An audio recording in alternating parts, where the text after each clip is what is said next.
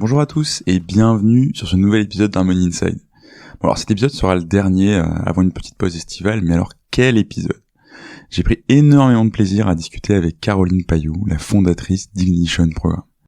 Ignition Programme, c'est l'entreprise qui vous aide à trouver le job parfait pour vous en startup. Mais c'est aussi une entreprise libérée, à la pointe de la recherche sur sa culture entreprise. On parle de tous les sujets avec Caroline, du plus perso au plus pro, de l'amitié jusqu'au business.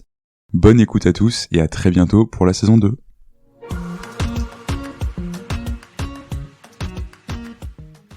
Bonjour Caroline. Salut Vincent. Écoute, un grand merci d'être avec moi aujourd'hui et un grand merci de m'accueillir chez toi dans ton superbe appartement. C'est la première fois que je fais ça, donc je suis déjà hyper content de faire cet épisode alors qu'il a à peine commencé. Écoute, merci d'être venu. Hein. Ah bah tu rigoles.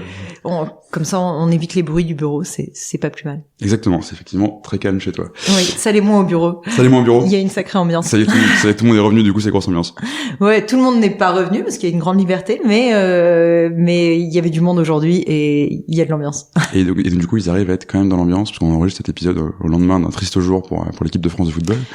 Bah, je te cache pas que ils étaient un peu abattus. mortifiés. Ouais. Bon, c'est mon cas aussi, hein, je te cache pas non plus. On trêve de football. Caroline, pour commencer de manière un peu traditionnelle, est-ce que tu peux te présenter? Ouais. Eh bien, écoute, je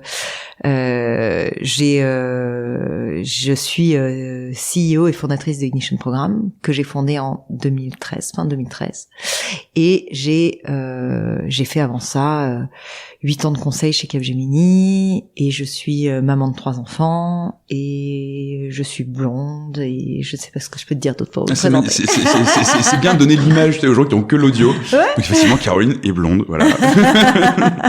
Non mais tu sais, j'ai toujours un petit temps d'arrêt sur présente-toi. Bon. Alors évidemment, fondatrice d'Ignition, c'est probablement ce qu'on attend que je dise. Et puis après, que dire? Mais tu peux dire, je suis hyper passionné de plein de choses, j'ai un driver hyper profond qui est ça. Moi, c'est comme ça que je fais maintenant, hein, quand je suis en soutenance avec des clients ou quoi. Le truc que je dis, c'est, voilà, moi, ce qui me motive, c'est d'aider les gens à révéler leur potentiel, tu vois. Ouais. Alors là, au moins, ça calme un peu, tu vois. Et après, tu peux dérouler toutes les manières dont tu le fais, professionnellement, quoi. Eh bien, écoute, moi, il y a énormément de choses qui me motivent et elles sont toutes tournées autour des gens, de la relation, de les découvrir, de les aider à se découvrir et surtout de les aider à se révéler. Et donc, on a un why qui est assez proche. Oui, tout à fait. Je pense que ça, on peut pas le nier. Alors, du coup, si on revient sur ce why, du coup, sur Ignition Programme, est-ce que tu peux nous raconter comment ça a commencé? Comment ça a commencé? Ça a commencé, je suis justement consultante. J'ai très envie de monter une boîte. Et je sais pas trop laquelle monter à ce moment-là, mais je sais que je veux une équipe qui est heureuse de venir bosser.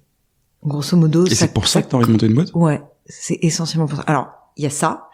Et il y a le fait, ça c'est plutôt circonstanciel, mais j'avais déjà envie de monter une boîte pour la raison que je viens de te dire avant d'avoir des enfants, mais après avoir des enfants, il y a vraiment un espèce de coup de pied, vraiment un coup de pied aux fesses pour la lancer parce que j'ai envie d'être près d'eux et que quand j'ai 2 bébés, pas tout à fait d'affilée mais presque parce qu'à 18 mois d'écart et là je me dis en fait si t'es capable de gérer ça, tu peux carrément gérer une boîte. Donc du coup je me lance.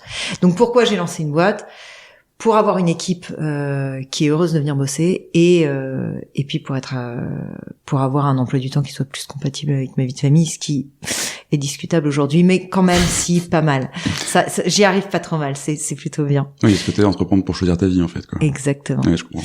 Et en fait sur l'équipe, ce qui est intéressant, c'est pourquoi Ignition, c'est qu'en fait à vouloir une équipe qui est heureuse de venir bosser, finalement je rencontre des gens, je cherche un peu mon projet et on me présente un projet américain qui s'appelle Venture for America qui place des jeunes en césure. Alors c'est l'équivalent américain de la césure, c'est plus long que chez nous. Enfin ça, il y a plein de différences en start-up en disant smart people should build things et donc pas si elles doivent construire des choses, c'est pas faire des slides. Et moi, je suis en tête.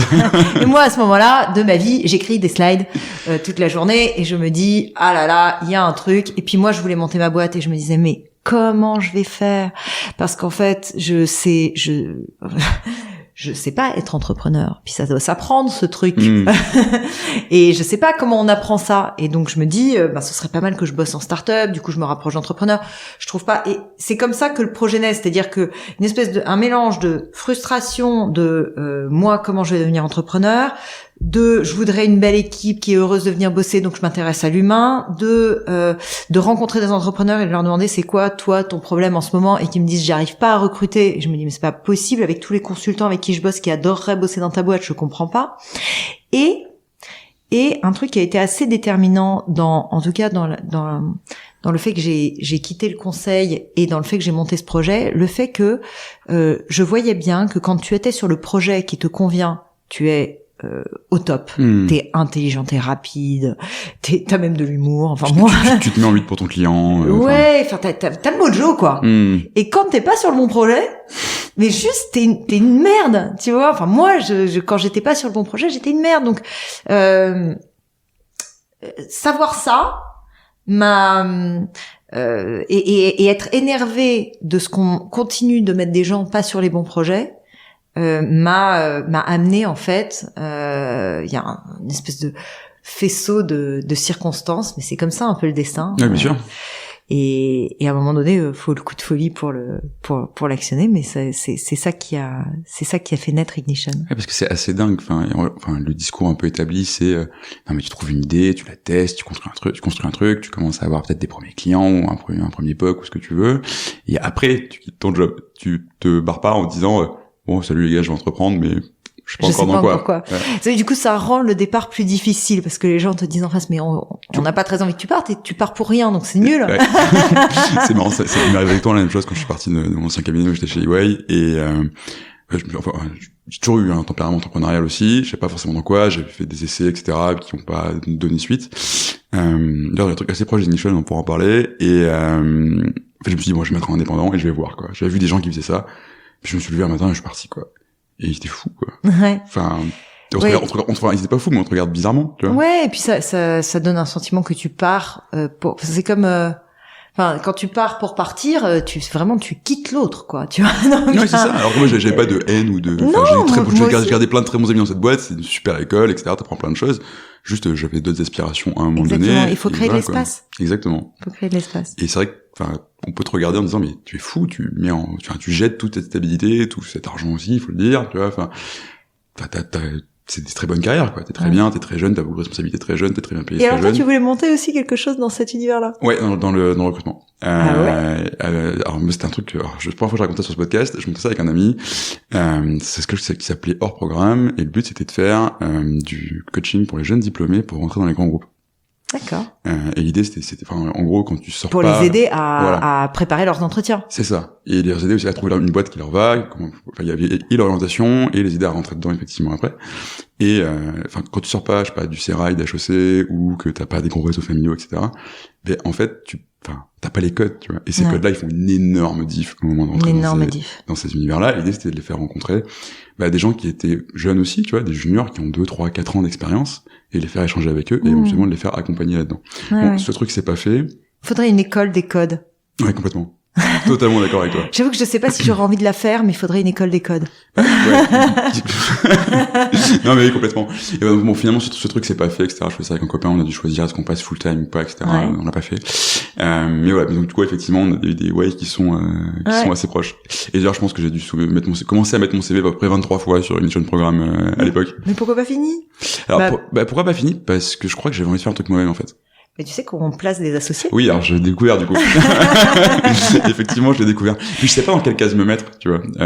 Ça c'est un de nos gros problèmes. Bien sûr. C'est un truc en fait, par défaut, quand t'es consultant, j'ai l'impression que tu finis un peu en opération, tu vois. Ouais. Même s'il y a à peu près tout et n'importe quoi dedans. Ouais. Donc voilà, je sais pas forcément dans quelle case me mettre et du coup je peux aller au bout. Tout à fait. Il faut que j'arrive à craquer ce problème du consultant parce que ça marche bien de passer de consultant entrepreneur, toi qui l'as fait avec succès du coup. Écoute, pour moi ça a marché. J'en connais d'autres pour qui ça a marché, donc je pense que ça marche bien. Qu'est-ce que t'en penses, toi? En fait, si tu veux, il y a un côté quand t'es consultant, à un moment donné, enfin, tu disais, j'ai envie de build things, j'ai pas envie de faire des slides, quoi. Ouais. Et quand t'es consultant, enfin, t'élèves limite la presse PowerPoint au rang d'art, quoi. Tout à fait. T'es en train de trouver les meilleurs machins pour faire tes slides, tes trucs, tes polices, tout rendre, c'est aligné, etc. Tu deviens complètement psychopathe de ça. Et alors, moi, c'était PowerPoint, c'était Excel, etc. T'apprends beaucoup de choses sur gérer des clients, et trucs comme ça. Mais être entrepreneur, c'est quand même autre chose, je trouve. Enfin, ouais, mais consultant, t'apprends un peu plus qu'à faire des slides. T'apprends en fait, enfin, je trouve que derrière les slides, parce qu'on parle toujours des slides avec un peu de mépris parce que c'est chiant. Ah non, mais c'est un vrai exercice et c'est hyper dur. C'est passer des messages. Oui, complètement. Et passer des messages de manière qu'ils soient entendus. Et ça, je crois que dans le métier d'entrepreneur, c'est très utile. Alors, je suis d'accord avec toi, mais pour démarrer, il faut plus que ça, non? Ouais. Il faut être capable de construire un produit. Alors, t'as quand même pas mal de gens qui arrivent à lever beaucoup d'argent avec des slides, hein. Oui, Mais... ça, c'est vrai. Ça, c'est vrai. Après, moi, j'ai un biais cognitif énorme qui est de me dire, non, mais en fait, il faut trouver des clients et puis gagner de l'argent. Et puis après, peut-être que les gens vont t'aider à te développer, mais exactement. tu peux pas dépenser l'argent qui est pas le tien, tu vois. Moi, alors pour le coup, nous, on est du genre à bootstrapper. On est très attaché à ça. Et effectivement, c'est une philosophie un peu différente, mais ça n'empêche que être consultante m'a pas bloqué, en tout cas dans mon approche du business, et je pense que ça m'a bien aidé même. Ah oui, non, je pense que c'est hyper aidant parce que puis t'as une capacité à alterner très vite entre des jeux très high level, des jeux très opérationnels. Ouais. Et d'ailleurs, c'est aussi l'interlocuteur que ça quand t'es chez ton client. T'es pas toujours avec le CEO, le CFO qui tu veux en face. Non. T'es souvent avec des gens qui sont sur le terrain, tu vois, et c'est aussi très très bien, quoi. La différence, c'est make it happen, fast.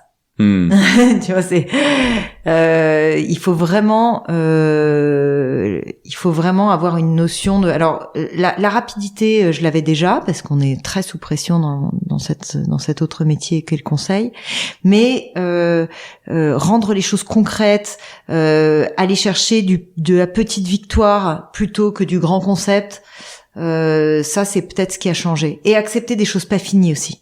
Ouais. Accepter des choses complètement. Pas nickel. Ouais, complètement. Et bizarrement, je m'y suis très vite fait. Ouais, j'adore cet état d'esprit, tu vois. Mais il y a un autre truc aussi que je trouve qu'on t'apprend pas des masses ou pas avant un certain stade. Il faut trouver des clients, en fait. Il faut vendre ton truc. Exactement. Après, ça dépend si tu vends du B2C, du B2B, etc. Mais quand t'es dans un gros cabinet, t'es quand même une énorme machine derrière toi qui va te générer des leads, oui, il faut transformer, il faut être bon rendez-vous client. Mais c'est pas un quart de la pression que t'as, entre guillemets, quand t'es entrepreneur, où t'arrives pas avec le tampon de ta grande boîte en disant, mais on est bon, de toute façon, là, c'est écrit là, il y a écrit Cap, il y a écrit EY, il y a écrit McKinsey, il y a écrit ce que tu veux, quoi. Ouais, probablement que le plus dur, ça a été, au tout début, d'arriver et de dire, on est moi, on n'est pas plusieurs. C'est ça. Et si je sais, alors, oui, je sais faire ce métier, mais non, je ne l'ai jamais été. Mais ça va bien se passer. Ouais, on trouve ça tout à fait. Oui, tu sais, moi, des feedbacks que j'ai pris le plus, franchement, c'est super, hein, ce que tu me proposes. Mais t'es un peu trop jeune. Je peux pas vieillir, en fait. Je sais pas quoi te dire, enfin. Non, par contre, je peux te démontrer que je vais être bon. Oui, complètement, c'est ça. Mais ça te fait un énorme biais à dépasser et que t'as pas, tu vois, moi, j'étais en rage une fois quand ça m'est arrivé. J'ai juste me lancer, je me suis lancé en janvier 2020, c'est le meilleur timing possible en indépendant.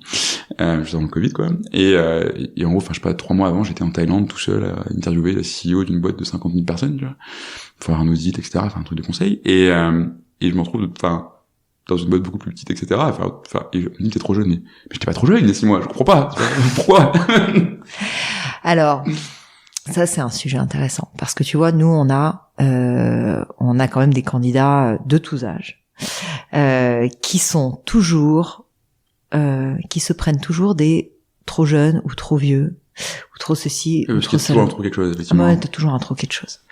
Et en fait, alors ça interroge plusieurs choses. La question du trop jeune, en fait.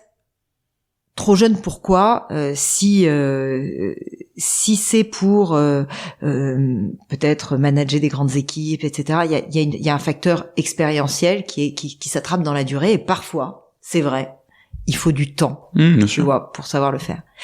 Mais dans l'ensemble, je crois que souvent, il faut arrêter de se poser la question par rapport à moi c'est ma conviction, par rapport à au CV rêvé de la personne qui devrait faire ce job, mais plutôt se poser la question de savoir qu'est-ce qu'on veut faire et quel est l'objectif avec ce recrutement. Pourquoi est-ce que là tout de suite j'ai besoin d'investir une somme non négligeable, hein, parce que quand on regarde la masse salariale, souvent chez mes clients, ça représente jusqu'à 80% de leur de leur coût, quoi. Mmh. Donc on est sur c'est d'ailleurs pour ça qu'ils lèvent beaucoup d'argent. Ouais, quand ils lèvent, mais c'est considérable. Donc pourquoi est-ce que je suis prêt à aller dépenser encore plus là-dessus sur un poste qui serait encore plus mal défini?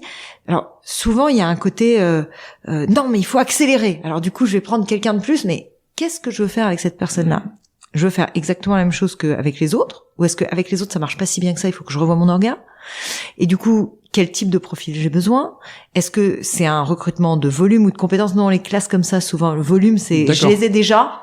J'ai déjà les bonnes personnes, j'ai déjà les bons process, il me faut plus de gens pour faire la même chose. Ou de compétences, c'est voilà, ça on fait pas bien, on sait pas bien faire, on le fait un bout chez Bob, un bout chez Jacques. Comment on va faire? Et là, c'est un recrutement de compétences. Ceux-là, c'est ceux sur lesquels nous on s'amuse le plus parce qu'il y a un vrai questionnement sur l'organigramme de la boîte, la stratégie de la boîte, et du coup à 6 mois tu veux arriver où? Et c'est là qu'on retombe sur ton problème de jeune ou vieux, c'est que il faut arrêter de se poser la question en termes de nombre d'années d'expérience ou de type de CV qu'il faudrait avoir, et surtout pas le type qui a déjà fait ça dans un autre job sera le bon pour moi, parce qu'en fait le mec qui a déjà fait ça dans un autre job, pourquoi il vient chez toi? Forcément, soit parce que ça s'est mal passé, soit parce qu'il a un problème, soit parce qu'il veut te payer plus cher, donc tu vas le payer une blinde, soit parce qu'il est pas très bon et qu'il peut pas tellement espérer mieux. Donc t'as pas envie de ce gars-là. T'as envie du gars pour qui c'est son next step avant une autre marche, parce que c'est un mec qui est en vraie progression. Pour ces recrutements de compétences, c'est hyper important d'avoir des hauts potentiels et donc des gens qui sont sur une trajectoire. Donc là, le mec, il a fait moins bien avant, il fait ça maintenant et il fera mieux après, et c'est celui-là que tu veux. Et tu dois avoir beaucoup d'accompagnement de tes clients là-dessus, j'imagine. Ouais. Parce qu'il y a un côté, alors je sais pas si t'es d'accord ou pas, mais quand tu te poses ces questions de il est trop quelque chose, il est trop vieux, il est trop jeune, il est trop machin, tu projettes beaucoup de toi aussi. Ouais. Tu te dis, mais attends, moi j'ai pas fait ça à cet âge-là, tu vois, même de manière très inconsciente, mais du coup tu te fermes énormément de perspectives, et toi j'imagine que ton rôle là-dedans, c'est aussi d'ouvrir un peu évidemment, d'enlever les œillères, quoi. Évidemment, et puis de poser la vraie question, c'est-à-dire que en fait j'ai affaire à des gens qui ont peur. C'est hyper anxiogène comme dépense, un recrutement, parce que c'est beaucoup. Et comme c'est anxiogène, naturellement, même les plus cow-boys d'entre nous vont prendre des précautions, et comme on sait pas très bien quelles précautions prendre, on cherche par benchmark, on se dit tiens, les autres ils ont l'air de dire que si t'as fait pareil avant c'est bien, mais au fond il faut se poser la question de pourquoi je recrute. Et après, en particulier quand il y a un prestataire comme nous, enfin on est là pour répondre au pourquoi tu recrutes et pas à la feuille de route, parce que sinon chasse sur LinkedIn. Exactement. Ce sera aussi vite fait. Tout à fait, ouais. Mais en fait, pourquoi ça marche pas de chasser directement le CV tel que le CV du gars qui a l'air de coller à notre truc, c'est parce que ce gars-là, effectivement, s'il a fait la même chose avant, il sera pas bon pour après. Donc il faut être capable de penser une trajectoire. Il faut être capable et nous, notre force, c'est aussi qu'on rencontre tous nos candidats avant de les présenter. On les rencontre même, pour la plupart, pour la très grande majorité de nos candidats, on les rencontre sans savoir sur quel poste on pourrait les poser. Donc ça nous met dans une optique où quand on rencontre un candidat, on l'écoute vraiment, et on regarde pas son CV. Et il y a tellement souvent un écart énorme entre ce que le CV raconte et ce que la personne est, parce que le CV est un outil très imparfait. C'est le meilleur outil ou le moins mauvais aujourd'hui, mais c'est vraiment un outil très imparfait. C'est un outil qui ne te raconte pas dans quelle compétence t'as été le plus fort ces dernières années. C'est souvent pas le titre de ton poste, tu vois. Oui, bien sûr. Si je te pose par exemple la question de toi, dans quoi t'as le sentiment que il y a vraiment un truc quand tu le fais depuis que t'es tout petit. Alors peut-être que là la question je vais te la poser trop rapidement, mais la vraie question à se poser c'est: depuis que t'es tout petit, qu'est-ce que tu fais super bien? C'est génial, Caroline interview du coup. Non mais tu vois, la vraie question, ouais, elle serait là. Est-ce que, alors, je sais pas si t'es capable de le sortir comme ça. Ah si, complètement. Toi, t'es capable de faire quoi très bien depuis que t'es tout petit? Accompagner les gens, les aider, leur expliquer, leur faire trouver de nouvelles solutions, etc. Et c'est ce que je fais aujourd'hui, en fait. Enfin, tu vois, voilà. Je l'ai fait comme consultant, je l'ai fait comme auditeur, je l'ai fait comme coach, je le fais comme harmoniste aujourd'hui, ça permet, et tu concilies plein de concepts, tu relis plein de choses entre elles. Moi, c'est ça que je sais faire. Je sais pas coder, je sais pas faire du l'UX, d'où la difficulté à mettre dans une case quand t'as un profil comme ça. Tu vois. Ouais, mais en fait, il est quand même assez clair, tu vois. Après, c'est là que c'est à nous aussi, et on est encore très imparfait là-dessus, c'est à nous aussi d'arriver à créer les cases qui permettent aux gens de se reconnaître. Mais déjà, t'as de la chance parce que tu sais répondre à cette question. On a beaucoup de nos candidats qui, quand je leur pose cette question, me disent attends, non mais moi je suis chef de produit, donc voilà. Je sais ce que tu veux dire. Mais en fait, c'est indispensable, et notamment, je pense que tu reçois beaucoup de ce CV de gens, comme moi à l'époque, qui veulent se réorienter. Mais ça sert à rien de te réorienter si tu sais pas pour aller quoi faire, quoi. Ouais, mais c'est long comme travail de se connaître. C'est très long. Ouais, et nous, une des missions qu'on a, c'est d'aider les gens à se connaître. Donc déjà, notre parcours en ligne, on essaye de poser des questions qui obligent les gens à se poser la bonne question. La vraie bonne question à se poser, c'est... J'avais trouvé très painful à remplir justement pour ça, et c'est qu'il marche bien du coup. Ouais, clairement. Mais du coup, on avait beaucoup de... Alors, au début, il était particulièrement painful et était particulièrement efficace. Mais du coup, le problème, c'est on perdait plein de candidats qui étaient super, qui disaient, la flemme, les gars. En fait, moi, j'ai pas besoin de vous. Donc, les très très bons candidats, souvent, ils avaient, toi, t'as pas fini ton parcours, probablement parce que tu l'as trouvé très painful. Or, t'aurais été un super candidat pour nous. Et donc, je te remercie. Non, mais du coup, la question, c'est, on a essayé de faire des questions plus faciles, mais les gens se connaissaient moins à la fin du truc. Du coup, pour nous, c'était moins efficace, et puis pour eux, c'était moins efficace. Donc, on essaye de trouver le juste milieu de questions qui soient pas trop painful et qui, en même temps, te permettent de comprendre justement quels étaient ces patterns, ces espèces de schémas récurrents dans lesquels tu te remets régulièrement parce que c'est ça qui est bon pour toi. Et moi, je suis un peu comme toi. J'ai l'impression que ça a été difficile pour moi de trouver toi, t'as pas de mal à trouver la formulation, mais moi, j'ai trouvé difficile pour moi de trouver la formulation parce que je trouvais que ça correspondait pas à des cases. Et en fait, moi, je sais que j'ai une faculté à voir le meilleur chez les gens que je côtoie, et du coup à leur proposer une trajectoire qui leur va bien. Et en fait, le pattern, j'ai mis longtemps à comprendre ça, et c'est aussi Ignition qui m'a permis de comprendre ça. Complètement. C'est en entretien, en fait, c'était pas du tout prévu que je fasse des RH. Enfin, quand j'ai lancé ce projet, d'un coup, après l'avoir un peu déjà démarré, je me suis dit, mais c'est des RH que je suis en train de faire. Mais attends, ça pue un peu les RH, pourquoi je fais ça? Tu vois, tu disais, j'arrive pas à rentrer dans une case, mais il y a un peu ce côté où, en fait, faut arrêter peut-être d'essayer de se rentrer dans une case, tu vois, et tu crées un peu la tienne. Et en fait, ta case, elle va forcément overlap avec plein d'autres, quoi. Donc tu fais des RH, mais t'aurais pu faire, je sais pas, du coaching, tu vois. Exactement, et j'aurais pu faire de la vente. Mais voilà. Et j'aurais pu faire, je sais pas, peut-être espion, je sais pas, tu vois, non, j'aurais pu faire, alors non, je suis beaucoup trop transparente pour ça, mais j'ai un côté, je comprends les gens et donc je peux m'adapter à eux. Oui, c'est ça. C'est ces compétences-là qui sont un peu, corps chez toi, tu vois, c'est, après, au service de quoi tu les mets. Exactement. Donc ça, ça dépend un peu de ton environnement. Et nous, notre métier, c'est de faire comprendre aux gens qui ils sont, leurs forces, et après, de leur faire comprendre l'environnement. Parce que souvent il y a alors là pour le coup il y a du boulot parce qu'il y a un peu un grand gap entre les deux, c'est-à-dire mais moi je sais faire ça mais le métier veut pas de moi. Et de l'autre côté, il y a des entreprises qui en réalité ont besoin de ça mais qui savent pas qu'elles ont besoin de ça, et donc à nous de placer les ronds dans les carrés. Yeah, complètement. Voilà. Alors du coup on va aborder un sujet qui du coup nous intéresse particulièrement chez Bienvenue, c'est le sujet de la culture justement, tu vois, comment tu fais rentrer ces ronds dans ces carrés. On reviendra sur Ignition juste après. Mais du coup toi tu recrutes des entrepreneurs en fait, dans la manière dont tu le dis, c'est des profils d'entrepreneurs, peu importe le poste sur lequel tu les mets, mais il y a ces qualités intrinsèques en gros. T'as un triptyque, je crois, c'est génie, énergie et cambouis, c'est ça? Exactement, bravo. Attends, je prépare mes interviews. Mais oui, je suis très flattée. Et qui effectivement décrit, je trouve plutôt très bien, même si je sais pas une expertise là-dessus, mais qui décrit plutôt très bien tout ce que tu peux attendre d'un entrepreneur. Mais en fait, du coup la question c'est, est-ce que tu penses que, et tu te places en associé d'ailleurs, est-ce que tu penses que n'importe qui remplit en gros ces trois conditions peut être bon dans n'importe quelle boîte? Ah non, non, parce que alors je pense que les gens qui remplissent ces conditions, pour expliquer peut-être. On dit énergie, cambouis, génie.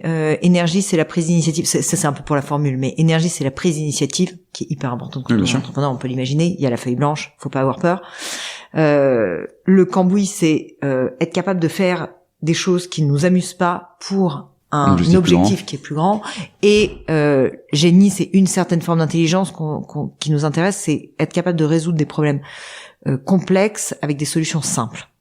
Et ce triptyque-là, je pense qu'il est absolument nécessaire dans toutes les boîtes avec qui on travaille, parce que effectivement, alors pas à tous les postes, parce que il y a des postes peut-être sur lesquels on a plus de volume, on accepte plus de turnover, mais si on veut des gens qui fitent bien avec la boîte, et qui vont progresser avec la boîte, les gens sur lesquels on va miser dans la durée, je pense qu'ils ont besoin de ça.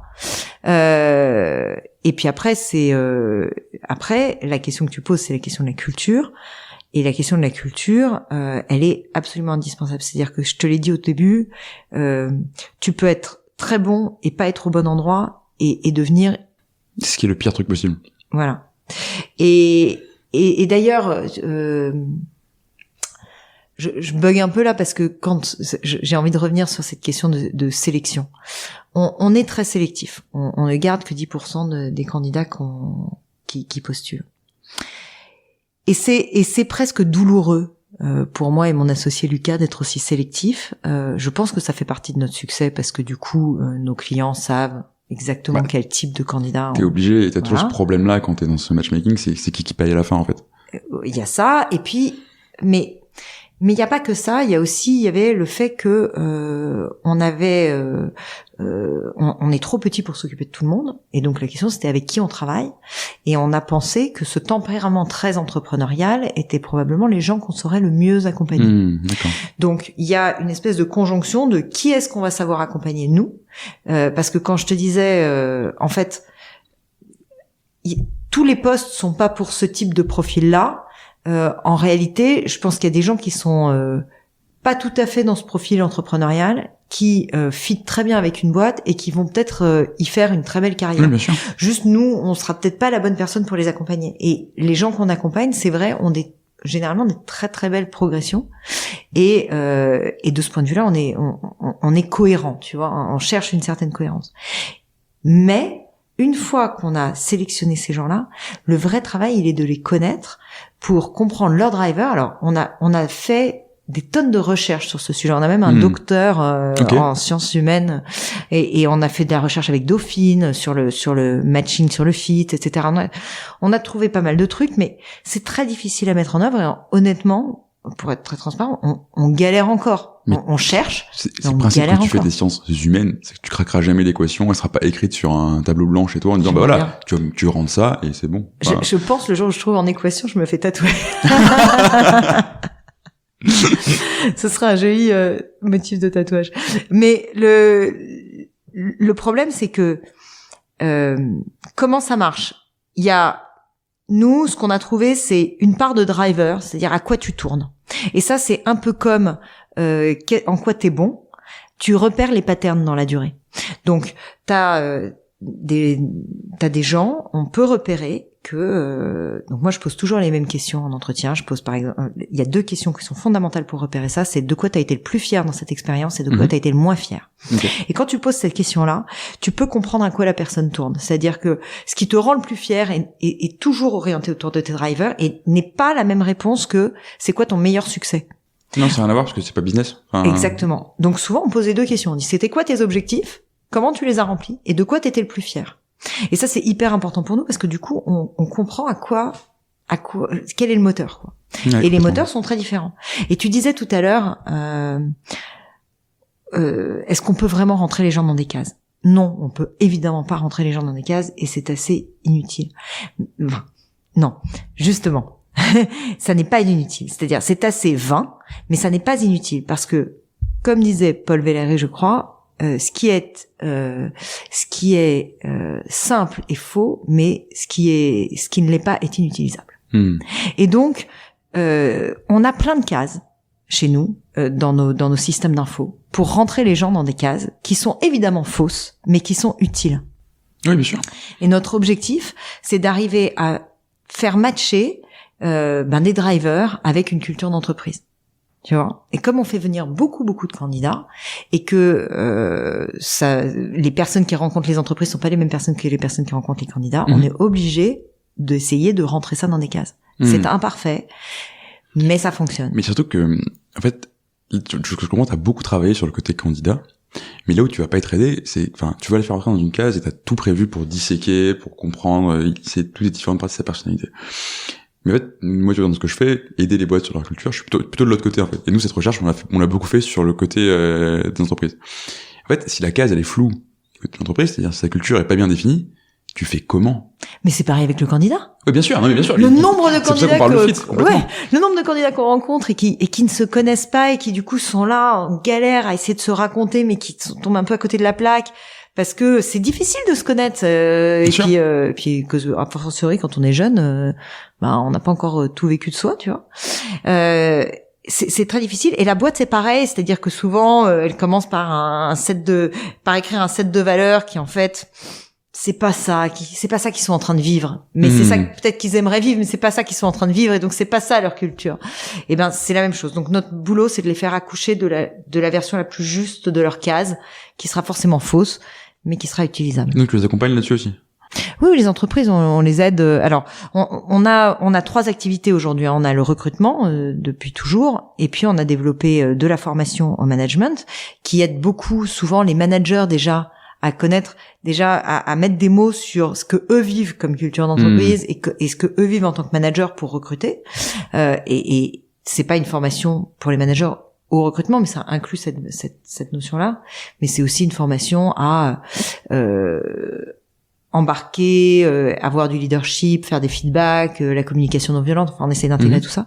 Et notre 3e activité, c'est une activité plus conseil qui aide à, pour le coup, atterrir sur une culture d'entreprise, des valeurs claires, travailler la relation entre les associés, enfin voilà, c'est des choses... En fait, on est hyper concurrents, c'était vrai que je me rends compte pas trop. Mais d'ailleurs, j'en profite pour remercier parce que c'est Violette de chez toi qui nous a mis en contact, on avait déjà parlé avec elle. Donc... Mais non, mais c'est Violette qui fait la partie plus concurrente de complètement, de oui, complètement. Mais je crois que plus on est de fous, plus on... Mais surtout, tu vois, c'est pour ça qu'on fait ce podcast. Et je me suis pas posé 35 fois la question avant de t'inviter dessus. Je t'en dis, ouais, peut-être ça se recoupe un peu quand même, tu vois. C'est pas grave. Et en fait, le podcast, le but, c'est vraiment d'évangéliser sur l'importance de faire ça. Mais je crois. En fait, il faut le faire et tu peux pas recruter des gens. Le marché, il est assez grand pour toi et pour moi. Ouais, clairement. Je pense que ça va aller. Mais sinon, tu peux pas recruter des gens, tu peux pas attirer des gens et les garder si tout ce que t'as à leur offrir, c'est un cadre hyper flou, quoi. Enfin, déjà, ils vont pas vouloir venir chez toi, parce qu'ils vont être là, ouais, ok, ils font ça, mais il y a 23 milliards de startups qui font ça, avec 3 variations différentes chaque fois si tu veux, mais ils s'inspirent pas, et surtout, toi, tu vas recruter des gens qui vont être là, du coup, ils sont là. Pourquoi? S'ils viennent pas pour ta culture, comme tu disais tout à l'heure, par opportuniste, si t'es pas bon ailleurs, parce que il faut plus d'argent, mais il y a pas ce match entre tous tes drives à toi et les drives de la boîte, quoi. Exactement. Et cette culture, elle est, si on se place sur la partie recrutement, mais après sur la partie engagement, fidélisation, elle est essentielle aussi. Mais sur la partie recrutement, ce qui va être intéressant, c'est que on va aussi pouvoir apprendre aux managers à utiliser cette culture pour bien recruter. Tout à fait. D'abord recruter les bonnes personnes, mais aussi pour les closer les bonnes personnes. Ouais, on entend souvent, et on voit malheureusement, parce qu'on en est tout à fait les victimes, nos clients ne pas réussir à closer un candidat. C'est-à-dire que c'est le bon candidat, je pense que c'est le bon fit culture, mais ça passe pas parce que elles ont pas assez utilisé leur culture pour closer le candidat.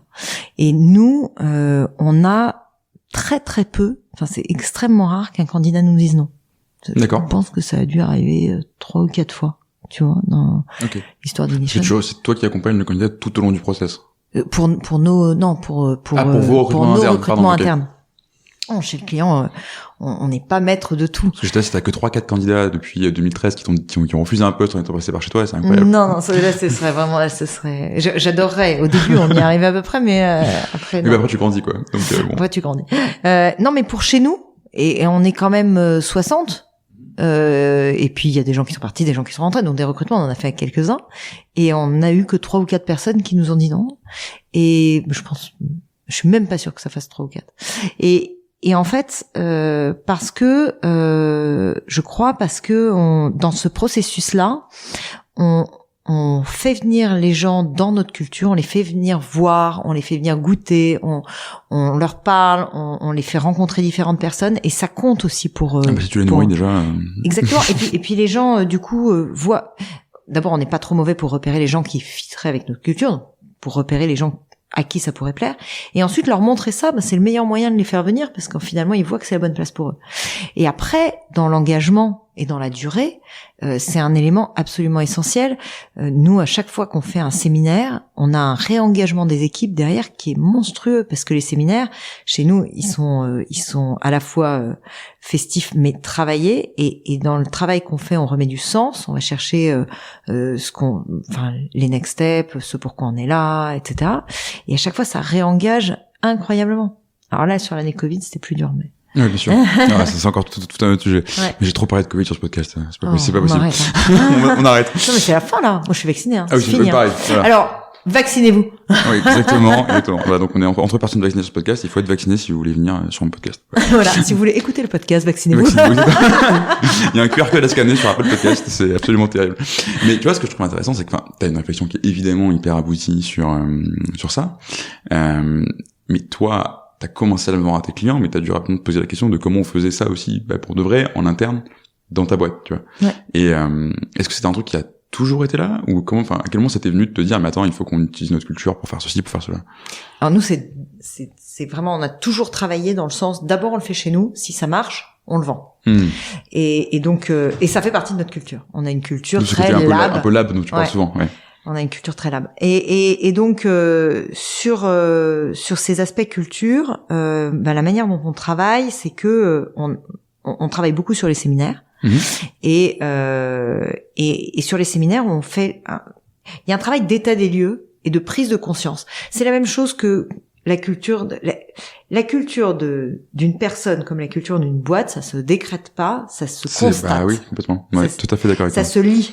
Et donc, il y a ces temps forts sur lesquels on va essayer de lire quelle est la culture de ce collectif, qu'est-ce qu'elle devient. C'est vivant en plus, ça bouge. Ça évolue complètement. Donc il faut reprendre la température régulièrement. Tu adresses, je fais des anglicismes horribles quand je parle, c'est terrible.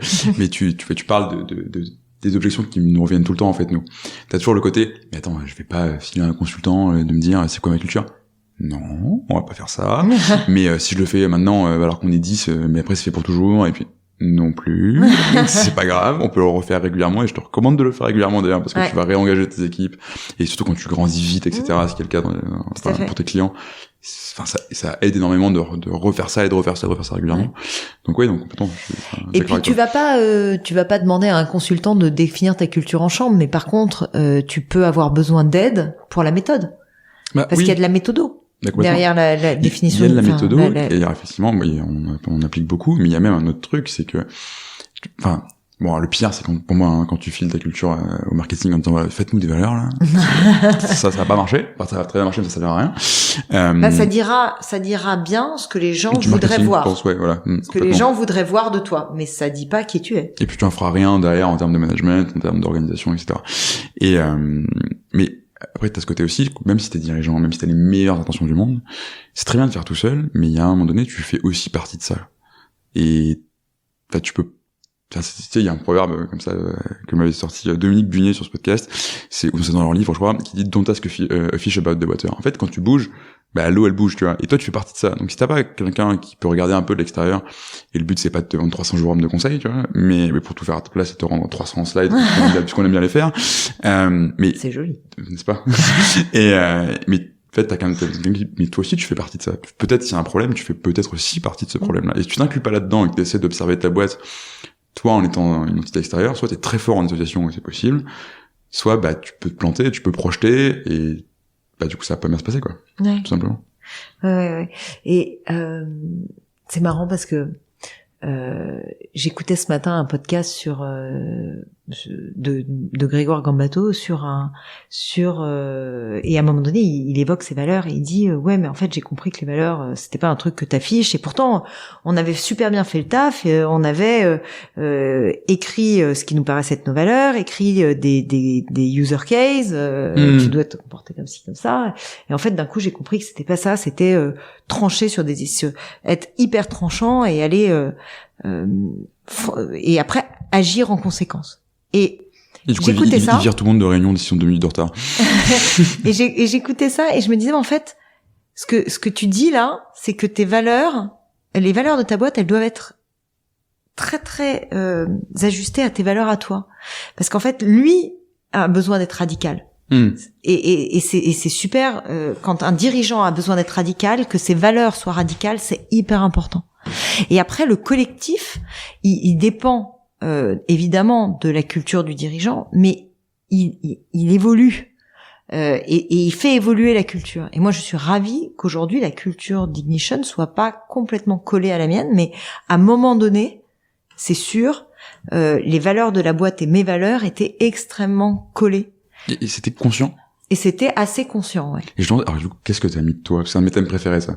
C'est quand tu crées une boîte, qu'est-ce que tu mets de toi et qu'est-ce que tu acceptes de laisser au bout d'un moment pour que le collectif prenne une place aussi qui est pas juste toi? Ouais.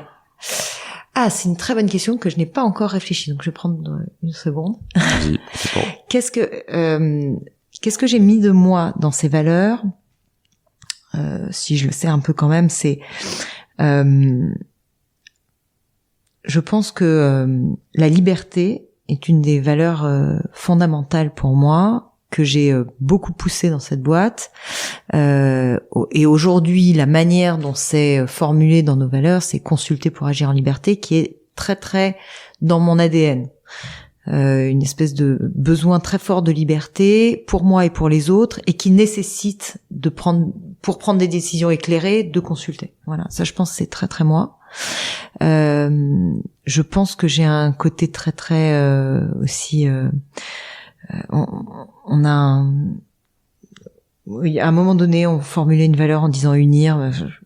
Bon, les valeurs ont pris différentes formes au fil de la vie d'Ignition, mais je pense que cette partie-là qui est de créer des collectifs, c'est très très moi. Et après, je pense qu'il y a des choses qui effectivement m'appartiennent moins. Je pense que je suis très, je sais pas si ça m'appartient ou si, je pense que j'ai impulsé un peu la partie, il y a une valeur qui s'appelle s'entraider pour viser l'excellence. J'aime beaucoup cette valeur, je pense que je la promeus beaucoup, mais je pense qu'il y a des gens qui sont 1000 fois meilleurs que moi et qui ont beaucoup tiré cette valeur-là vers le haut, dans le collectif, et ça me rend extrêmement fière. Et je pense que ce qu'il y a de moi là-dedans, c'est que c'est quelque chose qui m'est extrêmement cher, mais sur lequel je suis très complexée et pas toujours, j'ai l'impression de pas toujours être à la hauteur. Et avoir trouvé des gens qui me donnent l'impression que ce collectif est fort là-dedans, ça me nourrit. Voilà. Et puis voilà, à peu près. Et t'as jamais eu ce phénomène un peu de dissonance cognitive que tu peux avoir des fois, tu sais, où tu fais rentrer plein de gens dans ta boîte, tu grandis vite, alors toi, pour le coup, du coup, tu bootstrap, etc., donc tu fais pas 250 recrutements par an, mais ça peut t'arriver de te réveiller un matin et de te dire, mais je vais où, là? Est-ce que c'est encore ma boîte? Et parce que t'as trop de gens qui sont rentrés trop vite, ton cadre était pas forcément, il était clair dans ta tête, c'est très souvent le cas, hein, pour les fondateurs, mais le fait, si tu l'as pas écrit assez vite, si t'as pas formalisé ça, si t'as pas dit ce qu'il y avait derrière, ce que ça voulait dire, etc., tu peux te retrouver du jour au lendemain je sais pas, tu reconnais plus ta boîte, quoi. Moi, j'ai une chance fabuleuse, c'est que je constate chaque jour que même quand j'ai dû m'éloigner, tu vois, j'ai eu un congé mat cette année, en plus du Covid, donc déjà on était éloignés physiquement, mais alors en plus moi j'étais en congé mat, donc j'étais dans ma bulle. Mais même pour diverses raisons, quand j'ai dû me concentrer sur d'autres sujets et donc laisser vraiment les gens super autonomes, et en particulier pendant mon congé mat, quand je reviens et que j'ai peur exactement de ça, c'est-à-dire de me dire mais en fait je connais pas les derniers arrivants, je sais pas si la boîte elle va encore me ressembler, je sais pas si c'est encore ma boîte. À chaque fois je me suis retrouvée hyper dans mon élément, hyper dans un collectif qui est le collectif dans lequel j'ai envie d'être, quoi. Et je crois que ça c'est parce que ça fait très très longtemps que la culture ne m'appartient plus qu'à moi, mais que néanmoins elle a été dessinée avec moi et avec ce collectif qu'on a. Oui, elle existe, le cadre est clair, quoi. Le cadre est là. Et entre guillemets, du coup, derrière, tu prends des gens qui rentrent plus ou moins dans ce cadre. Et oui, il est amené à évoluer, mais tu perds pas tes fondamentaux, quoi. Ouais, complètement. Mais alors ça, du coup... On a la chance d'avoir un bon process de recrutement. Oui, alors, t'imagines le truc des coordonnées les plus mal chaussés, tu sais. On recrute que des gens horribles, ça se passe toujours très très mal, mais on vend le recrutement, venez, c'est génial. Non, alors écoute, là-dessus, je crois pas. Non, mais heureusement, oui. Là-dessus, je crois pas. D'abord, on s'est toujours forcé à passer par le process client. On fait le même process pour chez nous que pour nos clients. Donc, en interne, on a un matchmaker qui nous est attribué. C'est génial, ça. Et tout.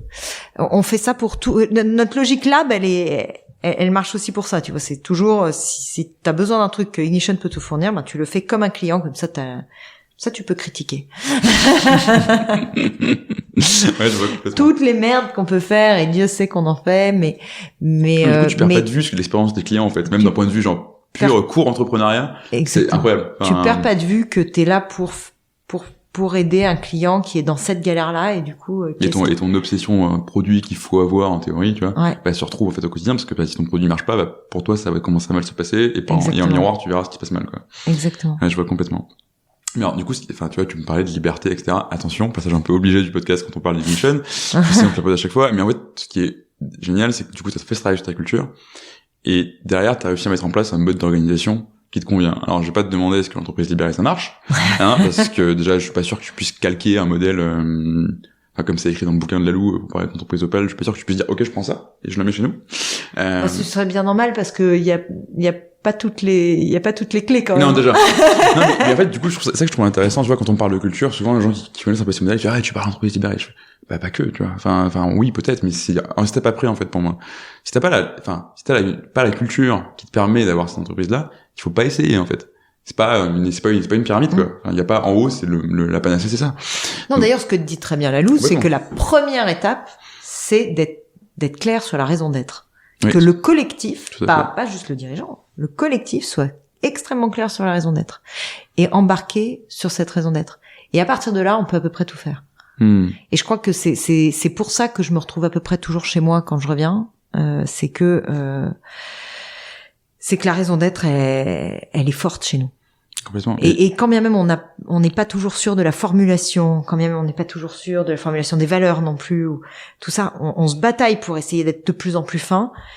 Et au fond, il y a quelque chose de très très intense et très partagé. Je serais vécu en fait. Ouais. Mais tu me fais plaisir parce que je passe mon temps à dire, mais en fait je m'en fiche que tu connaisses tes valeurs par cœur. Enfin, est-ce que t'en fais quelque chose? Est-ce que tu les vis? Est-ce que etc. Et oui, alors ça peut être pas obligé d'avoir une phrase magnifiquement écrite, tu vois, mais comme tu dis, quand ton why il est hyper puissant, que tu l'as quand même plus ou moins formalisé d'une manière ou d'une autre, et que tout le monde est conscient et le partage, c'est là que c'est vraiment utile et puissant. C'est juste pour faire joli dans les plans de com, quoi. Exactement. Après, ça aide quand même, et c'est pour ça qu'on le fait pour nos clients, et c'est pour ça qu'on le fait pour nous, d'écrire et de réécrire et d'affiner et de challenger la formulation des valeurs et de la raison d'être.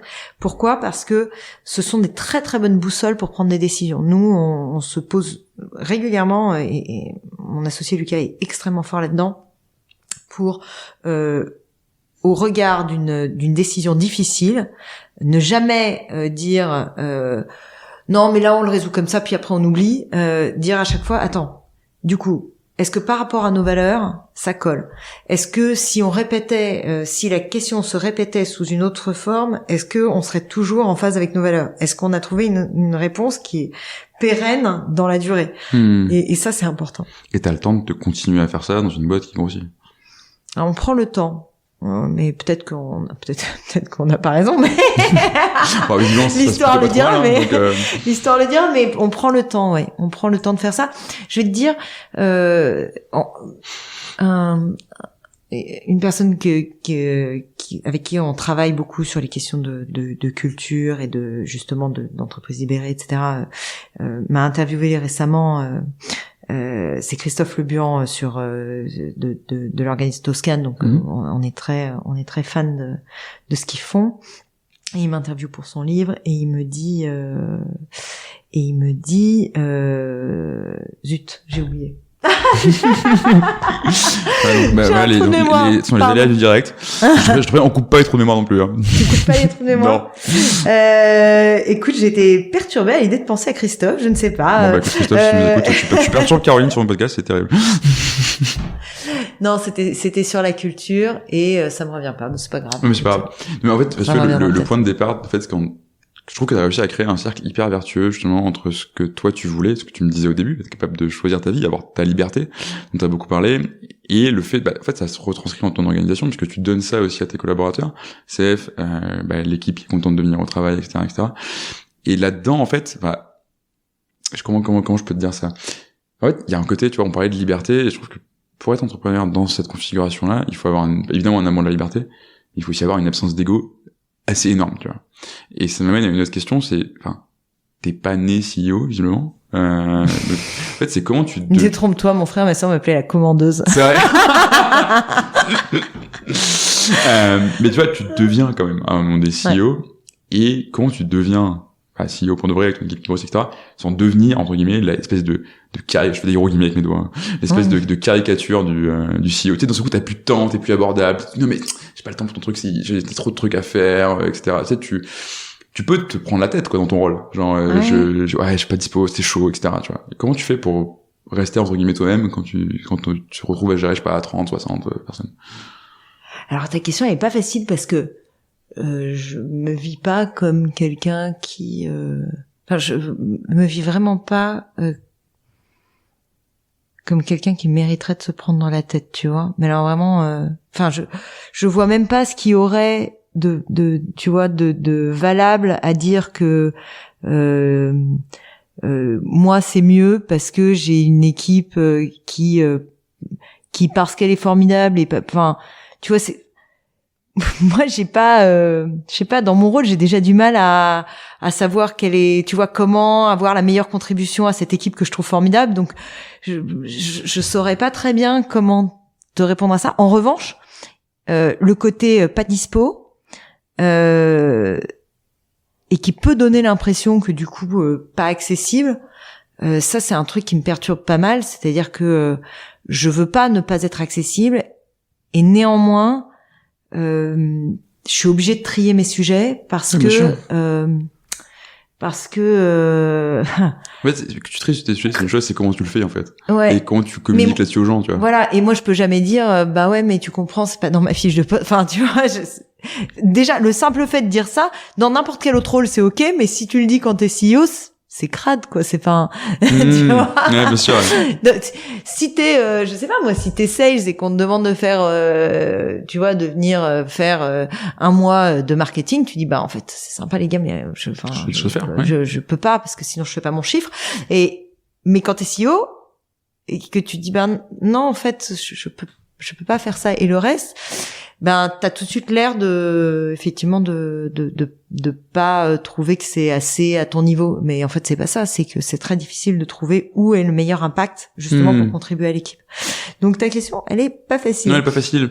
En fait, c'est par rapport à, tu vois, cette figure un peu je sais pas, c'est une figure hyper glorifiée de l'entrepreneur aujourd'hui. Mais oui, mais alors ça me gêne. Et t'as l'impression que tout le monde doit être, tout le monde doit être Elon Musk, tu vois. Ouais, mais et du coup, t'as des gens qui vont se dire un peu. Tu vois bien qu'entre Elon Musk et moi. Il y a quand même une petite différence, ouais.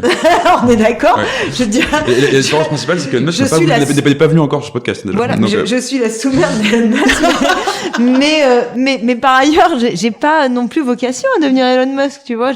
À part le fait qu'on est entrepreneurs tous les deux, pas grand chose, on est aussi êtres humains tous les deux. Bon, enfin, cela dit, pas sûr, parce que... c'est pas sûr. Ne conjoncturons pas, mais c'est pas sûr. Voilà. Donc, finalement, on n'a pas beaucoup de points communs avec Elon Musk, mais il y a une espèce je suis d'accord avec toi, il y a une personnification et une espèce d'idolâtrie du fondateur qui est pas très saine aujourd'hui, mais qui est pas que pour les fondateurs, qui est pour tous les leaders politiques, ils sont hyper personnifiés.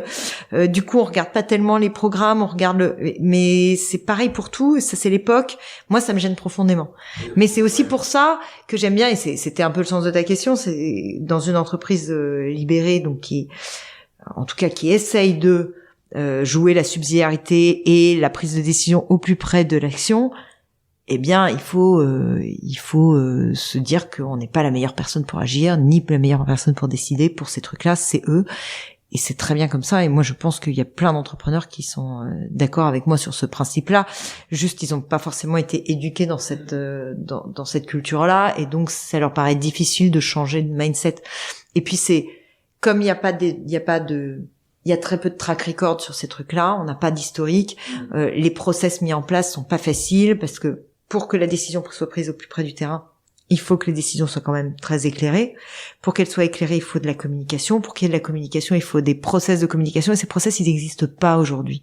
Donc, tu peux dire consulter pour agir en liberté, mais la consultation, tu dis, il faut quand même donner des guidelines.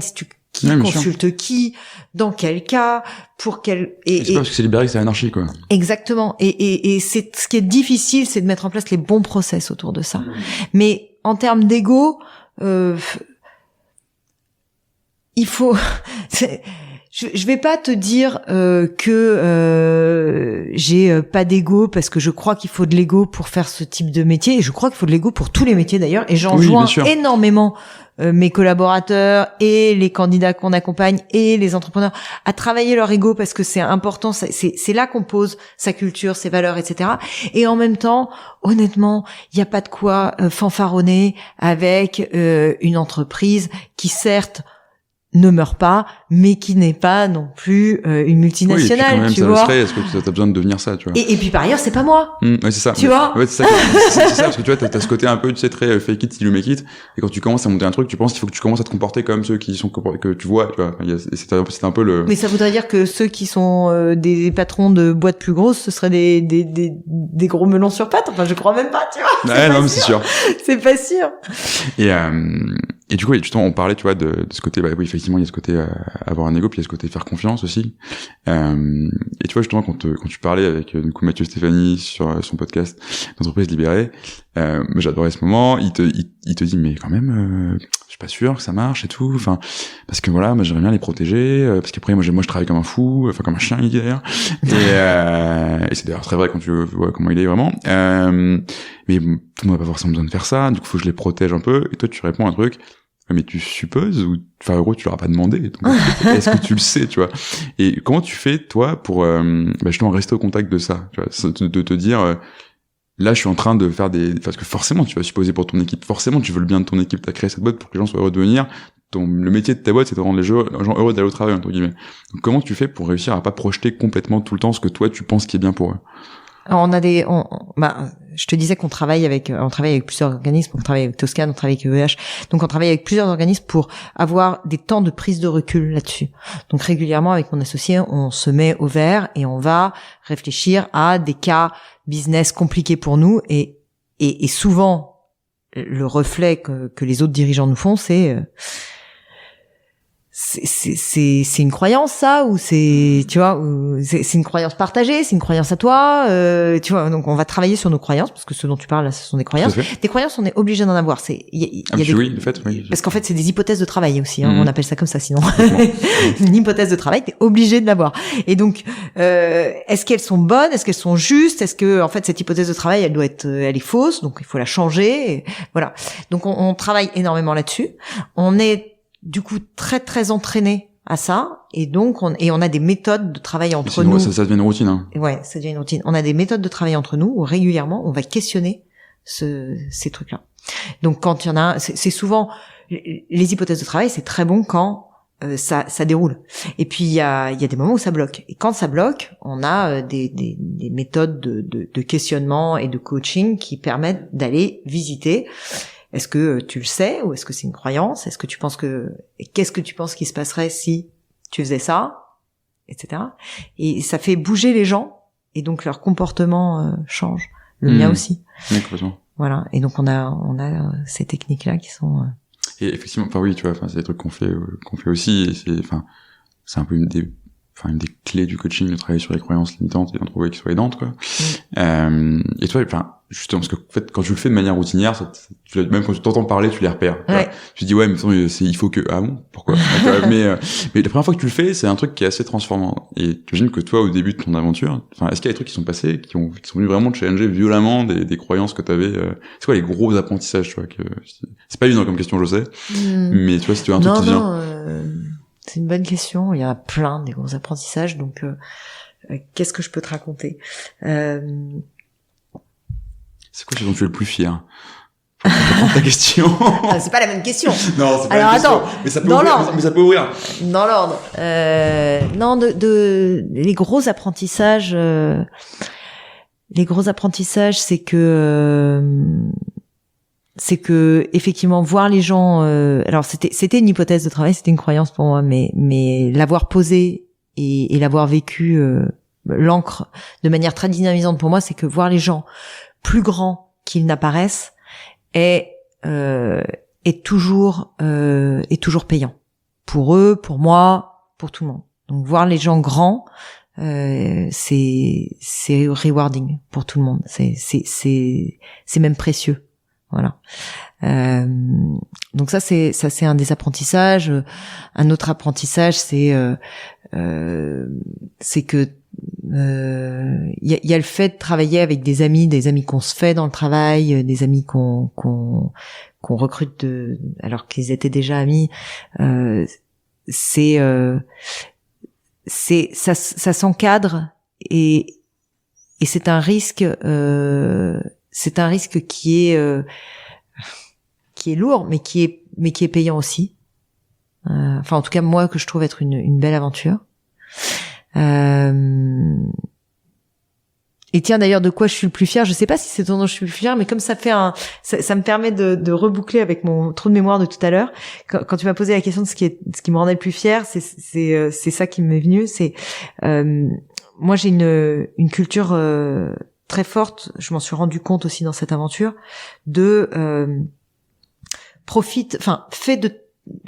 agis de telle façon que aujourd'hui soit un bon moment et pas tu sais se flageller pour que peut-être au bout de voyage on ait atteint l'Amérique. Tu vois, moi je suis très on profite de la croyance de il faut que j'en ai assez chié parce que sinon ça marchera pas quoi. Ouais. Non, moi je suis très en fait je le raconte tellement souvent, les gens qui me suivent ils vont s'emmerder. mais pour moi c'est tellement important. Et, cette phrase que m'avait raconté un coach qui était en fait au tout début de l'aventure, il m'avait dit en fait t'es comme Christophe Colomb au milieu de l'Atlantique, t'as plus assez de vivres pour faire marche arrière, donc profite de la croisière. Et ça c'est quelque chose de très fortement ancré en moi, et c'est ça que m'avait demandé Christophe dans son interview pour son bouquin. Il me dit qu'est-ce qui vraiment est très très fort ancré chez toi dans ta culture et qui infuse dans l'équipe. Et je lui ai répondu ce truc-là. Il m'a dit ça c'est rare au niveau d'une entreprise que on profite d'aujourd'hui plutôt que de viser demain. C'est hyper rare et c'est complètement à rebours d'énormément de discours pour le coup. Je ne sais pas, je ne me rendais pas compte, justement, et c'est pour ça que je voulais te faire l'exclu de ça. Comme si c'est genre une nouvelle incroyable. Alors, grande exclusivité sur Harmony Inside, ça annonce des choses là. Truc de dingue, mais non, mais ce moment a été un peu fort pour moi de réaliser que c'était pas courant en fait de vouloir à l'échelle d'une boîte profiter d'abord d'aujourd'hui. Et je crois que néanmoins c'est très fort chez nous. En tout cas, moi j'ai très envie de ça pour toute la boîte. J'essaye quand j'ai des gens parmi mes collaborateurs qui, tu vois, cette année il y a eu des burn-out parce que il y a des gens qui sont ça a été horrible cet isolement, tu vois. Et d'ailleurs un de mes gros apprentissages c'est que quoi qu'on fasse pour essayer d'éviter ça, parfois les burn-out ça te dépasse, tu vois.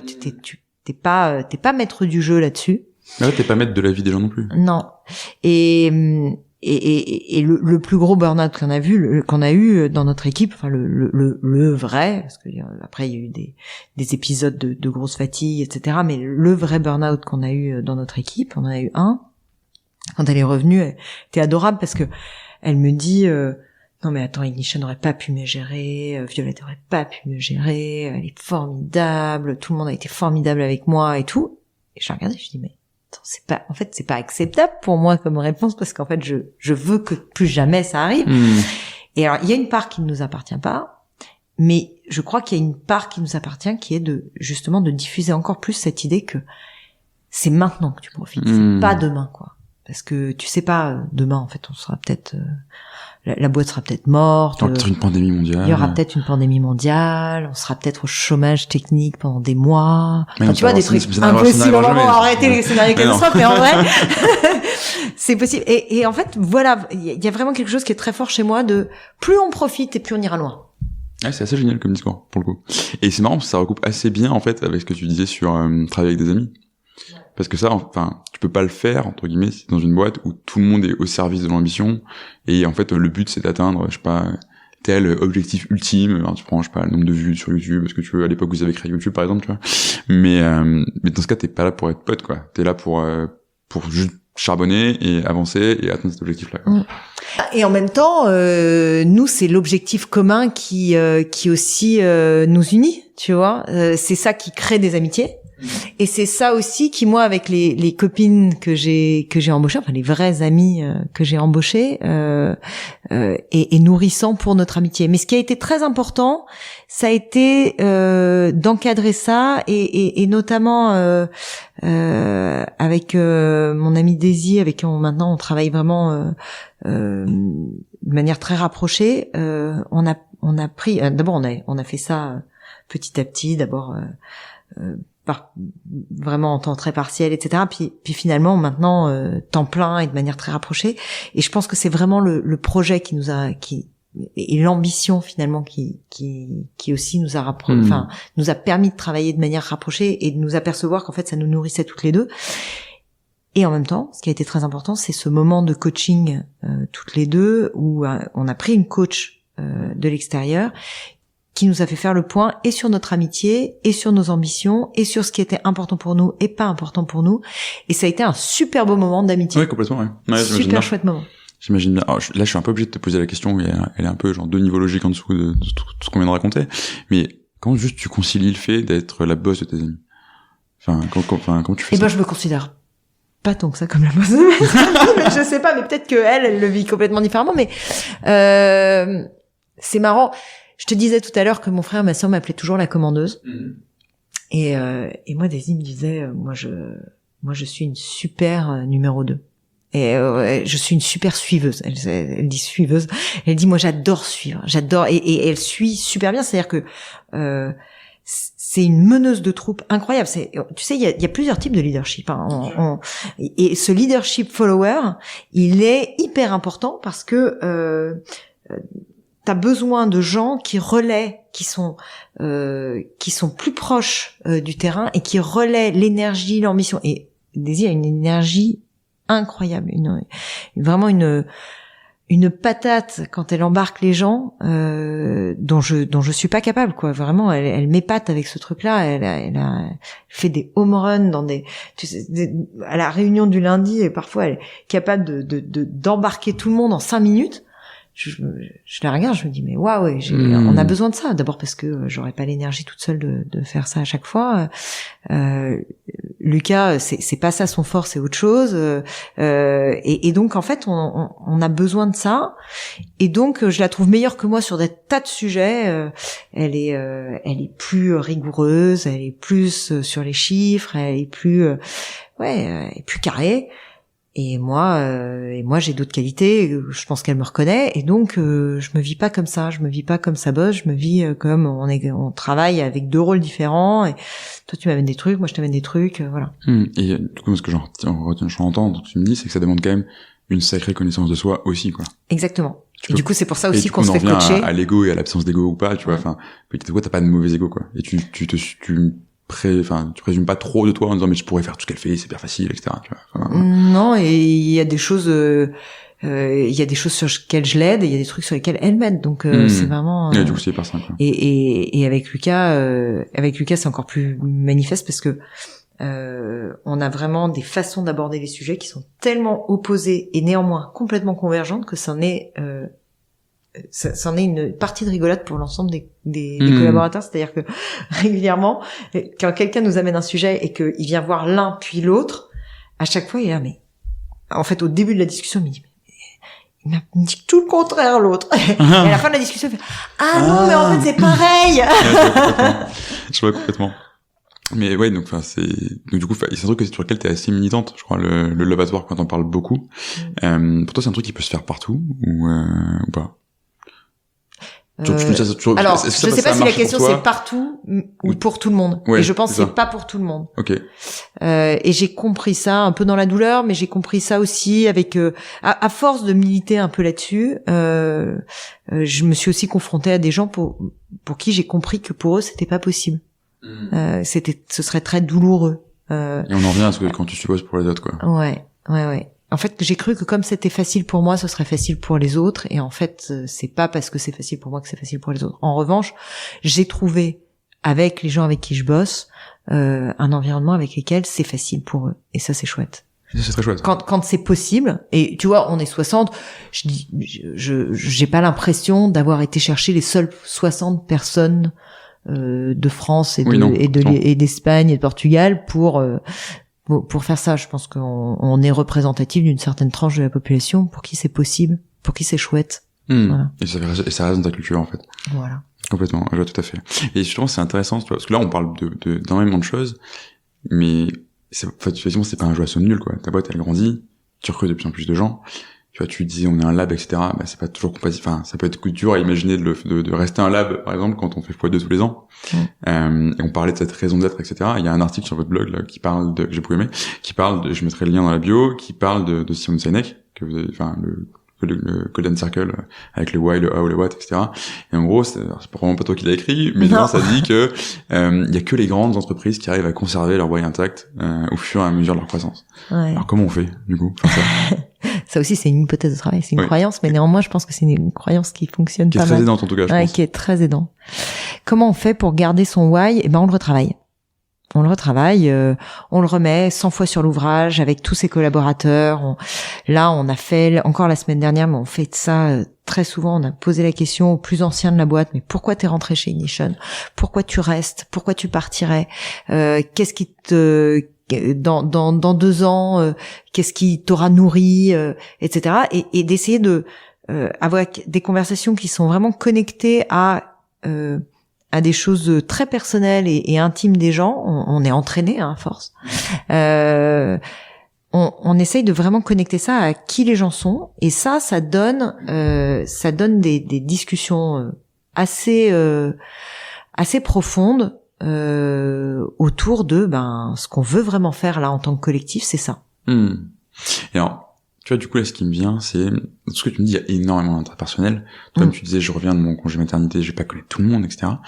Alors, je sais pas du coup quelle est ton ambition en termes de croissance pour Ignition. J'imagine qu'elle est quand même assez forte. Puis, tu vois, par exemple, si on prend un truc qui s'appelle le nombre de Dunbar, 150 personnes, tu peux plus connaître, ton cerveau il marche plus. Ouais. Tu peux plus connaître tout le monde. Mais déjà, au-delà de 40, tu commences à plus avoir des relations aussi intimes. Oui, voilà, c'est ça. Et ça se distance jusqu'à un stade où tu peux juste plus, quoi. Ouais. Moi, si tu crois dans cette théorie qui est faite par un scientifique qui a beaucoup plus étudié la question que moi, donc je vais le croire.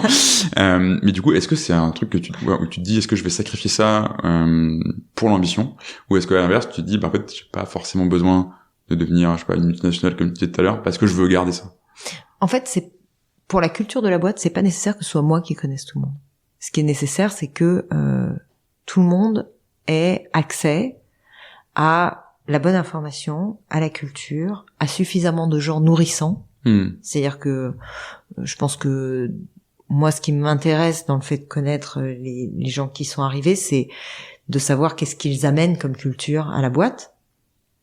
Mais si j'avais un relais qui m'explique comment tourne son entité, c'est ok, tu vois, parce que moi, je me nourris de ça. Donc j'ai envie d'avoir mais je pourrais aussi faire par carottage. Enfin, je veux dire, mes candidats, je les connais plus tous. Au début, je les connaissais tous. Tu les vois tous encore?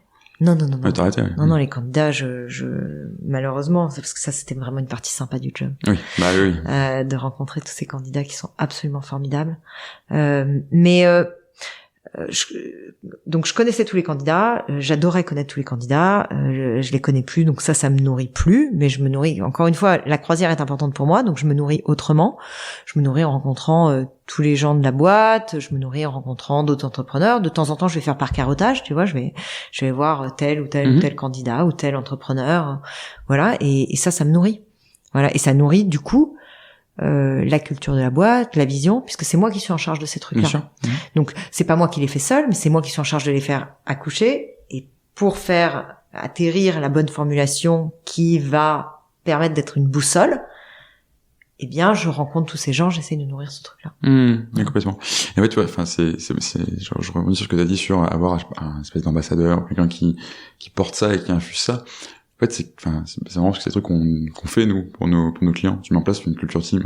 Et en fait, justement, c'est des gens qui sont volontaires et qui vont aussi te permettre d'avoir ce carottage dont tu parles, sa remontée de terrain, mais de manière beaucoup plus processée, entre guillemets, Exactement. et beaucoup plus, enfin même étendue, plus facile que si c'est toi que t'as vite le risque d'être en haut de ta tour, quoi. Et même avec toutes les meilleures intentions du monde, ça peut arriver, quoi. Ouais. Parce qu'un jour t'es trop pris sur autre chose, d'un seul coup tu lèves tes fonds par exemple, tu recrutes trop de gens, etc. Et du coup tu Ou par exemple, il y a le Covid et tu travailles de chez toi et donc tu travailles plus qu'avec les mêmes personnes et donc tu oublies de regarder au-delà. Et moi, c'était pas loin, donc heureusement maintenant on peut ressortir de chez soi, mais faut faire attention. Et le fait d'avoir bossé sur une culture avant, etc., sur un mode d'organisation qui en découle, etc., j'imagine que ça t'aide aussi à prévenir ces écueils-là, quoi. En tout cas, on fait tout ce qu'on peut pour prévenir ces écueils-là. Tout ce qu'on peut. Et cette journée des anciens était hyper nourrissante récemment. Ça, c'était une super idée. Une journée des anciens? Ouais, de Violette, on a pris tous les gens qui étaient là depuis 2018 et avant. Et c'est avec eux qu'on a travaillé, justement, pourquoi t'es venu, pourquoi tu restes. Enfin, malgré tout, le pré et post-Covid, il y a un moment un peu de bascule. Et donc, retravailler avec les anciens qui ont connu l'avant. Tu te reconnectes à des choses, quoi. On se reconnecte, ça fait beaucoup de bien. Je vois tout à fait, effectivement. Écoute, on arrive à la fin. Alors, je sais pas si tu avais des sujets dont tu voulais parler, dont on n'a pas parlé. On parlait de beaucoup de choses, c'était hyper cool. Moi, j'avais pas d'attente, hein. Ah bon, parfait. Bah écoute, moi je suis content parce que j'avais absolument pas du tout suivi ma trame de podcast, donc c'est vraiment magnifique. C'est magnifique. Donc ça s'est très bien passé. Juste deux questions un peu traditionnelles pour la fin. La première, c'est, je suis un jeune, je veux découvrir le monde de l'entrepreneuriat. C'est quoi le conseil que tu me donnes?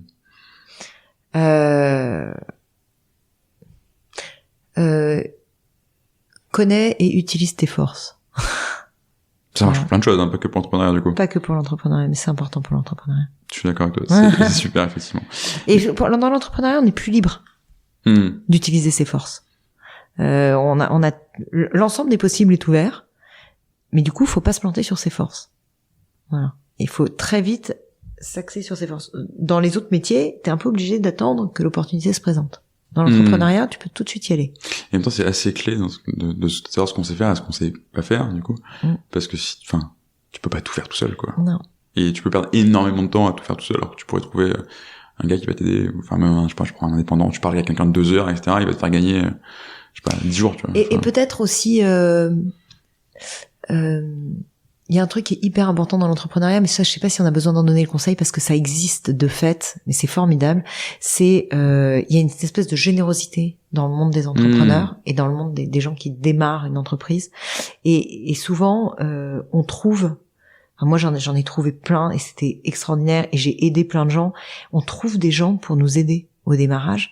Et donc ce que tu dis, au début on n'a pas de thunes et on se dit, j'ai pas de thunes mais j'ai du temps.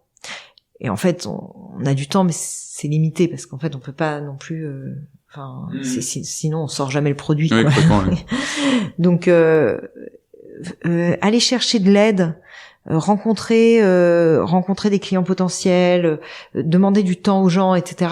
Faut pas hésiter parce qu'en fait, il y a une espèce de karma dans le monde de l'entrepreneuriat où tu reçois au début et tu donnes après et ça fonctionne comme ça et c'est très bien. Mais ça, tu vois, tu dis, je sais pas s'il y a besoin de le donner. Je pense qu'il y a énormément besoin de le donner. Ouais. Enfin, c'est typiquement l'archétype du truc qui est évident pour toi, mais qui n'est pas forcément du tout pour. Moi, j'ai trouvé ça absolument formidable que ça existe de facto. Voilà. Okay. De facto, tu demandes de l'aide quand tu te lances. Grosso modo, t'en trouves. Il faut pas hésiter. Voilà. Peut-être, c'est pas parce que on se prend un ou deux noms qu'il faut hésiter à redemander. C'est ça. Tu dois le voir avec les candidats, tu vois, surtout les très jeunes, parce que je fais beaucoup de trucs dans des écoles, etc. Qui sont là. Mais j'ose pas envoyer un message. Oui, à quelqu'un. Du coup, tu risques quoi, au pire? Il y a pas à te répondre. C'est pas grave. Mais non, je vais le déranger. Et puis, arrête. Fais ton truc, tu vas voir, ça va se passer. Enfin, mais oui, parce que tu sais pas, tu tombes peut-être à un moment où, il se trouve qu'il était de bonne humeur, et puis il avait 5 minutes, et puis voilà. Et puis tu vas pas changer sa vie si tu lui envoies un message. Il va pas se dire, ah non, mais je vais te mettre toute ma détestation sur cette personne qui a osé m'interrompre dans une tâche capitale que je réalisais, tu vois. T'imagines le niveau d'ego qu'il faudrait avoir pour dire ça? Ouais, non, je pense pas que ça existe. Non, mais souvent, tu vois des trucs qui pètent. Toi, tu vois des trucs qui pètent dans la tête des gens, qui se disent, mais il va rien se passer, hein. Enfin, ah bon, bah non, fais-le, tu vois, ça va bien se passer. Et alors, du coup, dernière question. Maintenant, je suis dirigeant d'entreprise, et je me dis, ouais, la culture, c'est cool, mais j'ai pas le temps, là, faut qu'on bosse, j'ai des trucs à sortir, etc. Je sais pas trop si je le fais ou pas, quoi. Qu'est-ce que tu me donnes comme conseil, encore une fois? Tu crois vraiment que je vais te dire, bah non, on fait pas? Bah non, bien sûr. Oui, tous mes invités sur le podcast, je les sélectionne pour ça, ils en ont rien à foutre. Non, je dirais, la première chose, c'est de se poser la question de savoir quelle est la culture que l'on sent aujourd'hui et la culture que l'on veut. Et déjà de se poser ces deux questions-là, et après de les poser à son collectif. Et on n'a pas besoin d'y passer 4 ans, hein. Non, en fait, c'est pas assez vite, en fait. Hein. Moi, la première chose que j'ai faite sur la culture, c'est de demander à chacun d'écrire, peut-être, alors je crois que j'avais demandé 2 ou 3 valeurs qui pensaient être déjà existantes dans la boîte et un petit paragraphe de pourquoi. Et je leur avais demandé ça, et moi j'avais agrégé tout ça. Et j'avais dit, bah voilà, du coup, la synthèse de tout ça, ça ressemble à ça, et je vous propose que ce soit un début de travail sur nos valeurs.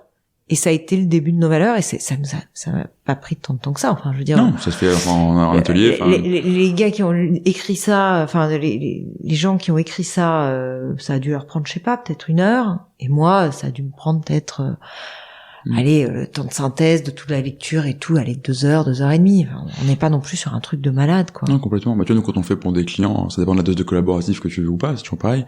Mais quand on le fait vraiment full collaboratif, bah, tu prends la boîte une journée, et en une journée, on fait l'émergence, et on peut aller jusqu'à la mise en action, tu vois. Enfin, concrètement, comment ça se décline derrière, etc. Et on s'arrête pas avec 4 belles formulations, quoi. Exactement. Et effectivement, tu peux le proposer sous forme d'atelier, on le fait aussi, mais tu me dis le conseil pour un entrepreneur qui se dit j'ai pas le temps, c'est déjà, prends 1 heure par collaborateur. Je pense pas que ce soit abusé. Non, c'est clair. Et déjà ça pose, et en plus c'est très très engageant.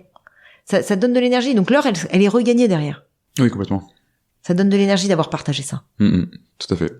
Bah écoute, en tout cas, ça m'a donné beaucoup d'énergie de faire cette interview avec toi. Un grand merci. Chouette.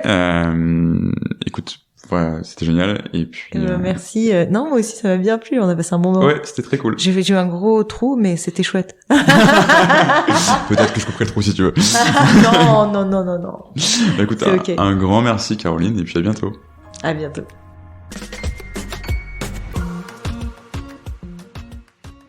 Merci à tous d'avoir écouté cet épisode. Si ce podcast vous a plu, vous pouvez vous abonner et laisser une note et un commentaire si vous êtes sur Apple Podcast. Mais surtout, vous pouvez partager cet épisode et l'envoyer à une personne à qui vous voulez du bien. Enfin, si cet épisode vous a fait réagir et que vous souhaitez discuter de votre culture et du développement de votre entreprise, vous pouvez tout simplement m'envoyer un mail à vincent@beharmonist.com. C'est vincent@b-harmoniste.com. C'est simple et c'est sympa. À bientôt pour un nouvel épisode.